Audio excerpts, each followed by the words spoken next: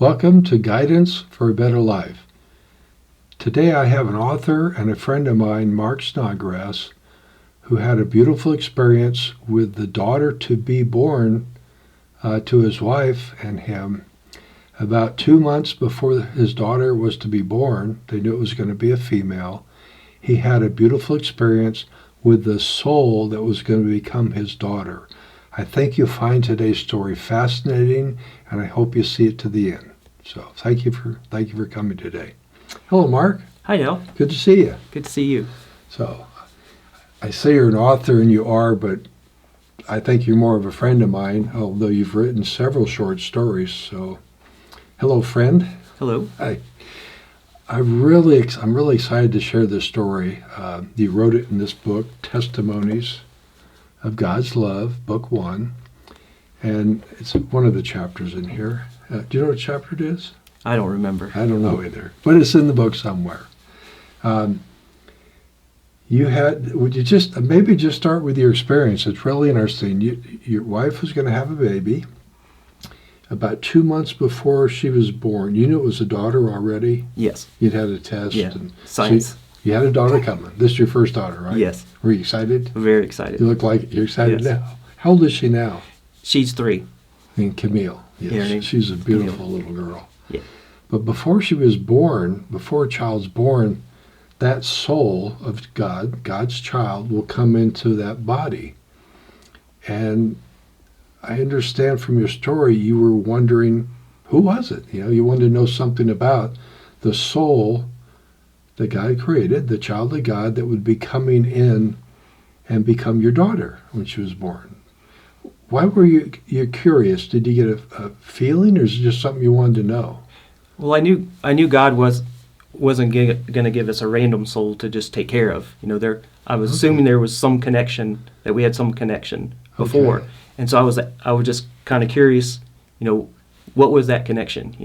This soul soon to come into our lives, what was the connection for all of us? I like what you said, because God doesn't give to a family, as far as I know, a random soul. I like that term.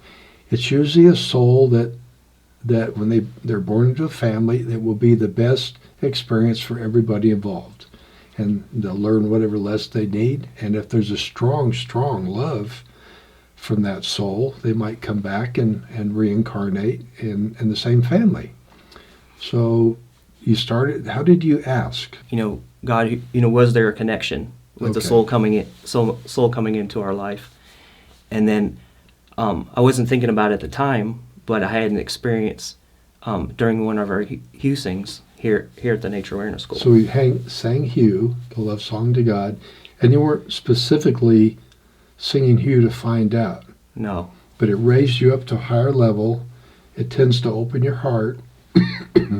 It tends to open your heart, and you're much more receptive when you sing Hugh. We've done that for many years together. Much more receptive to the whisperings of God and to any direction or insight He might have for us. In this case, how did it go? After you sang Hugh, I was sitting there in the quiet and just listening, and then you took me back 150 years on the inner. You took me back 150 years to a lifetime I lived before, and so that would make it around, and I know this story, so tell our viewers that was around the Civil War time. yes, Okay, in the middle of the Civil War. Okay. and as we went back, I started thinking about my daughter to be born, and as we went back, I saw myself back in that lifetime, and then I saw a painting that I painted for my daughter back, 150 years ago in that lifetime. Wow. It was a painting of a woodpecker, and I gave that to my daughter in that lifetime, and then I saw a picture of my daughter. You're obviously touched. I saw a picture of my daughter in that lifetime, and yeah. And obviously, I believe there was a recognition. In that moment, I recognized that we've been together before, and the love. What I recognized was the love that I had for my daughter now back in that lifetime. So you recognize the soul that was going to come in to your daughter's body was the same soul that was your daughter roughly 150 years ago. Wow. That obviously even moves you today, and it's been a while. It's been 150 years. Yeah. Now, why is this so special to you? I mean, through many lifetimes you have many daughters. Why did this touch you so deeply? First of all, you had an answer to, you hadn't really prayed. You just, all of a sudden God decided this is a time to give you some clarity. You'd thought about it. You weren't specifically praying, but it kind of just happened. Yes. Why did it touch you so strong? I think I think it was a couple things. The love that I realized I had for my daughter before I even met her in this lifetime, Okay. for that soul, that it goes beyond this life, it goes beyond time and space. Our love bond goes beyond time and space. You had other daughters back then, if I remember the story. Yes. Multiple daughters. Mm-hmm. But there was something about your love connection with this particular daughter. You explained beautifully in your story. We're not covering the whole story today. What was it? Can you even put your finger on why was that particular daughter? You loved all your daughters. Yes. I'm not saying you didn't. But what was it so special about your relationship with that particular daughter? To be honest with you, I really don't know other than it is. It just is. It just is. You just love her, and you don't. And she's there. very special, and obviously I probably loved her before that lifetime. We must have spent some time. That doesn't happen overnight. So you feel, and some might have a hard time with this, but you and I know we come back many, many times. We have one life as soul, only one life. Yeah. But soul comes in the bodies to learn different things and have different experiences. And you and I both know over the years, many of our friends have had the experiences where if you have a really strong love with some soul, you can almost be guaranteed God will let you come back together sometime. In this case, 150 years. But I'm sure it passed just like a moment. Just like a moment. So. And also what touched me was I know back in that moment, I knew that the love was really strong back then between us. But I was away at the war, and Okay. I was away taking care of things I needed to take care of in that lifetime. So for the first 10 or so years, I probably got to spend a couple years with her. I was out doing other things. Are you saying that God's given you a do-over?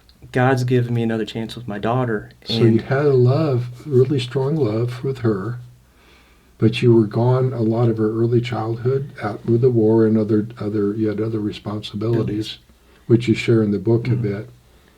And that God, I know a prayer in my heart 150 years ago, the love was strong between us, but God knows our hearts. And God knew in my heart, a prayer in my heart back then was I wanted to spend more time with my daughter. And that's what touched me so much, was that God heard my prayer 150 years ago. For more time with your daughter. And He answered it. It took a while, but He answered it for you both to come back and get a chance to meet again. Wow. So not only do you love your daughter, but what kind of love does the Heavenly Father have for you to do that? To make all the wheels and everything through time and her incarnations to work everything out where the right time to come back. Do you take that as God loves you very, very much? Very, very, very that. much. Wow. That's beautiful, Mark. So what kind of girl did she turn out to be? She's turning out great. So it's no regrets. No regrets. You don't regret your prayer. No. She's a beautiful daughter, and I love her very much, and it helps me cherish this opportunity even more. I get the chance to raise one of God's children. Now, how's your work schedule? I know it, so I'm asking rhetorically. During the Civil War, you had some responsibilities, which you write about a bit in the book, but not everything. You were gone a lot. You had some major duties. But your work schedule, I'll just say, because I'm surprising you now with this question, but you get to be home every night now, don't you? I do. God, I work in the construction field, and a lot of times, to work, you'd have to go where the job is. Yeah, and that might be travel around and to keep in accepting new opportunities. I might need to travel around the state and come be home on the weekends, but God gave us an opportunity to take a job locally, and I have a job, a stable job that I'm home every night. And it's 11 miles from my house. 11 miles from your house, and this particular job I'm familiar with, it's something that you probably have for an entire career. Yes. And you have weekends off pretty much? And weekends off. And you're home every night. And I get to drive Camille to daycare every morning and have breakfast with her. Wow. And this morning she's... Before this interview, we're eating breakfast together, and she just looks up at me and says, "I love you this much, Daddy." You tell her you love her this much? And I said, "I love you this much, Camille." Wow. So literally a prayer. Back then you really wish you'd had more time with her. Mm-hmm. And 150 years is a long time, but in God's time it's not too long. Right. You've got a do-over with this particular daughter that was special for you. You had a special relationship. Mm-hmm. I just want to pick my jaw up off the floor, but I'm familiar. This does happen. I'm just, wow. Wow. The love of a father and a daughter is stunning. But we can't avoid who made this happen. It was God. The love God had for both you and her to make this happen. And then on top of that, you might have really loved your daughter. I know you would have loved her, Camille. Even if you never knew your history, you would have loved her. Do you feel this is an extra bonus, like icing on the cake, that God allowed you to know who she is? You would have loved her anyway. Is it extraordinary and extra special that God allowed you to even know who that soul is and your past connection? It's very special. Wow. Thank you. Thank you. Anything else you'd like to share, Mark? Just, God hears our prayers. And it may take a while. It may take a while. God answers them. Yeah. God hears every prayer. I know. He absolutely does. Every prayer God hears. He loves us and He cares about us. Sometimes prayers aren't answered very quickly, and we've had many stories of prayer that are answered within moments on this show. Actually, Mark filmed another one earlier where he had an answer to a prayer about a health issue, just a matter of moments. But sometimes it takes God a while, not that He can't do it, but to line everything up, because other people have to be... He doesn't want to get in anybody's way. Everything has to work out. And in this case, it took 150 years for Mark's prayer to spend more time with this special daughter that he loved. They had a special connection. But the prayer was answered. And for some of you that might be really confused or uncomfortable with the idea of living additional lives, that's fine, but just file it away. If you're in a family and every once in a while you think somebody in the family, an aunt or an uncle or a daughter or a sibling, reminds you a lot of your granddad or a great aunt or somebody, maybe they are. It's quite often, if there's a very strong love, like Mark shared, God, as a gift of love to both souls, will let you reincarnate in a family. Quite often a grandparent will come back and reincarnate as a grandchild or great-grandchild. So I'm not saying you have to believe in past lives, although it's absolutely true. I've done spiritual retreats for over 25 years, hundreds of retreats, and I know this is true, that you have multiple lives, but you don't have to believe it. But if you ever have somebody in your family that reminds you of somebody and you kind of joke about it, and you kind of say, wow, I wonder, maybe that's Grandpa, or maybe that's Aunt Susie, Great Aunt Susie. Maybe this story today that Mark shared with us will give you the courage to go a little deeper and maybe pray on it. Maybe God will also show you if maybe you're onto something. So thank you for listening today, and I hope this show blessed you. Thank you very much.